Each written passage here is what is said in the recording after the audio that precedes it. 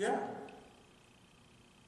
And remember, they're going to give them to hold demonstrations. They're going to pay them. Yeah, they're going to say, well, they're going to go to them and say, well, we need a little money. You know, on bullcrap, they spend zillions. I'm talking about the Muslims here, Iranians. It can't be anything real or tangible. You know when they got mad? They got mad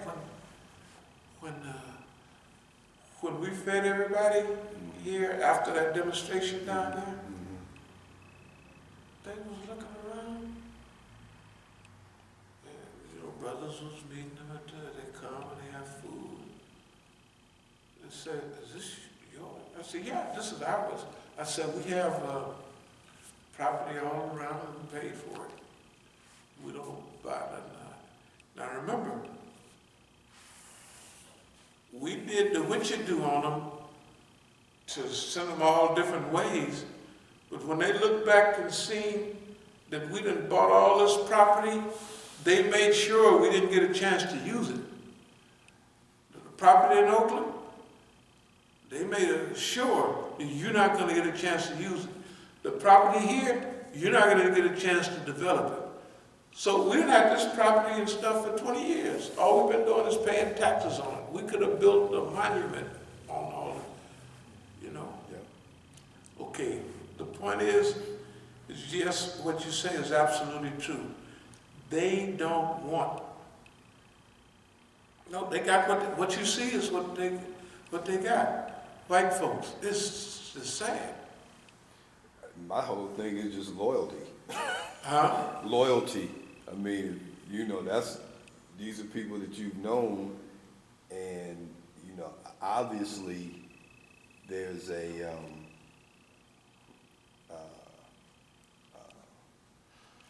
strategy for what needs to happen is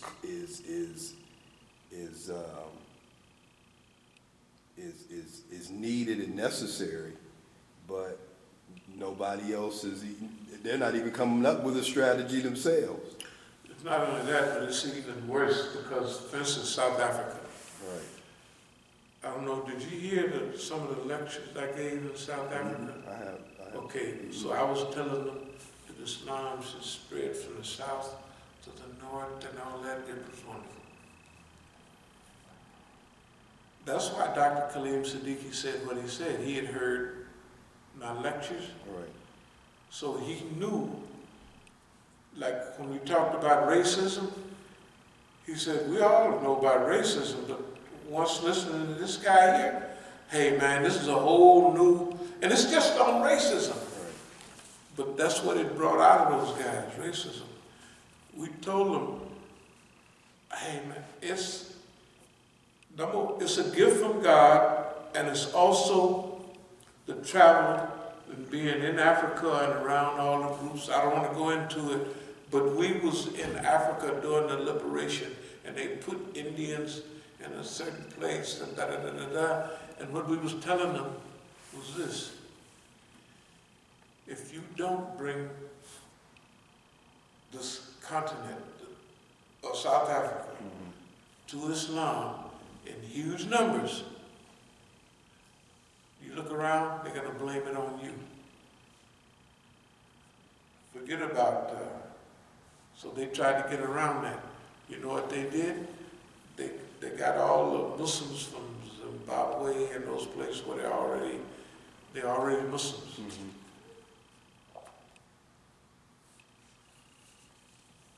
And I told them last time, because the brothers are good Muslims, see, to work in their homes, they want people that are not just thieves and murderers.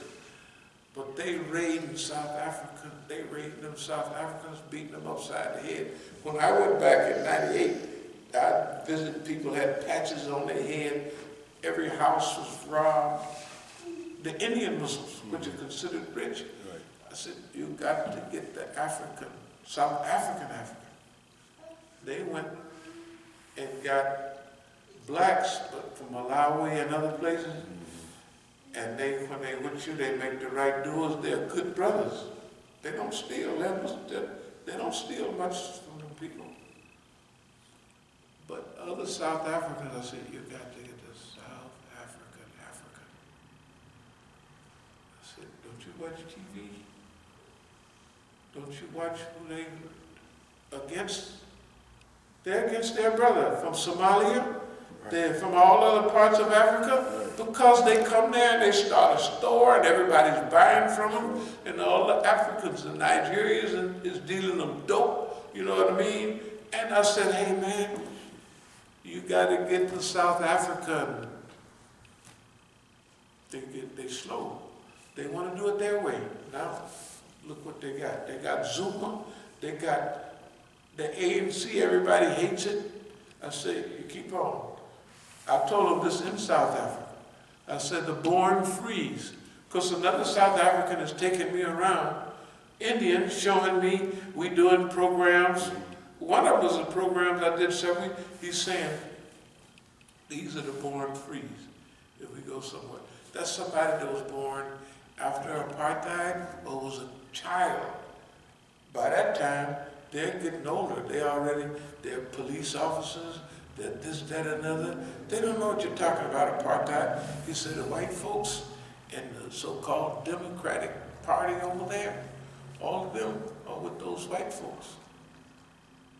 You give the Negro a few years, because I used to tell them, I said, you're supporting the ANC and you're thinking they're gonna, because the biggest supporters was for ANC. A few Indians was for PAC. Our homeboys, one settler, one bullet. Right? You know, but the ANC overpowered them. And I told them, you're not going to build any. Even Mr. Mandela, we're going to build 5 million homes. I said, you don't know 5 million homes.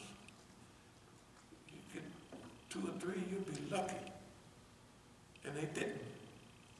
They didn't. So the people in South Africa are still living in those shanties. Soweto, where they shot all those kids, it's 4 million people. Those shanties are the same. 10 with rags on the outside to cut the cold down. It's the same as it's been like that. It hasn't changed a bit. And the ANC, all the money is easy. Look, I'll just slow down a minute. When I was in Kenya, I wasn't in Kenya much because Kenya would send you back, but I was in Tanzania next door. And I would see the Mau Maus. The Mau Maus did the revolution in Kenya. They did it. The Mau Maus, when you hear the Mau Maus, the white folks with eyes getting big, they'd be ready to run out of the building. But the Mau Maus killed 55 British, and they killed 50,000, some of Mau Maus. But they don't say when you mention the British, everybody don't start running and hiding. You see pictures of the Mau Maus looking like monsters. Mau Maus, that's what they always, the others. Right. Look what they did. But when the rebellion was over, Jomo Kenyatta, he was Kikuyu too, you know. And they was all Kikuyus, mostly. Anyway, they were armed robbers. By 71 and 72, 10 years after they took power in Kenya, 8 years, something like that, they was robbers. So we saw the period of Africa exchanges. Idi Amin put all the Asians out in 72. I don't know if you remember that. He sent them all everywhere, just get out. Everybody in Africa liked it silently. Yeah. I was in Tanzania next door. That's good, because all the Indians own 95% of all the stores and shops in East Africa. The same thing in South Africa. The Neighborhoods Act didn't mean you couldn't start a store in the black neighborhood. You go out there and take all the money, and you could get rich. All of them are wealthy. Or most of them are wealthy. Some of them are very rich. But they locked up in their own houses, man. And I was trying to tell them. I did tell them. I said, you gotta bring the African to Islam. Then you can spread Islam from the south to the north, instead of it coming down from the north to the south like it had been coming. They didn't pay no attention. It's too late now. They've had several presidents, and they bring Negroes, yellow cars, and red cars, and white shoes, and niggas go for it. Why? It ain't that there's something wrong with them. That's the custom. That's the history. If you in the bush fighting with a nigga, y'all is comrades, man. You're brothers. But something happens when they give him and he becomes the chief or the deputy chief. You found by 98, they got the vote in 94. They voted in Mr. Mandela. By 98, you could see all the Negroes with them big barrels, you know, that they stand around with fire burning to keep warm. They did nothing. It's just one of the things. We have to avoid that too. That's why when people talk about Iran, I said, man, y'all ain't got no corruption. You just got 15, 20% corruption. You don't have no 80 or 90% corruption. I said, y'all doing good, man. No, because see, they see their corruption and they hate it. I say, you rolling, you're on a roll. Look what y'all doing, man. Your railroad system, look at your airports, look at all the stuff. They did progress in every area, big progress. I say, you couldn't have done that if you was African. Not, you against the African? I say, I happen to be from the area. I am actually technically pro-Negro, if you believe it or not. It's just that I know the customs and the habits. I'm sorry, I know niggas. I've been around them all my life. They specialize in cutting each other's throat. They do it, that's what they do. I said, so you only got 20% foolishness? He says, what would you do with 85 and 90, 97% foolishness? How would you like that? You know what I mean? And I'll close with this little statement. It was an African and a Chinaman. They went to school together, you know, somewhere in the West.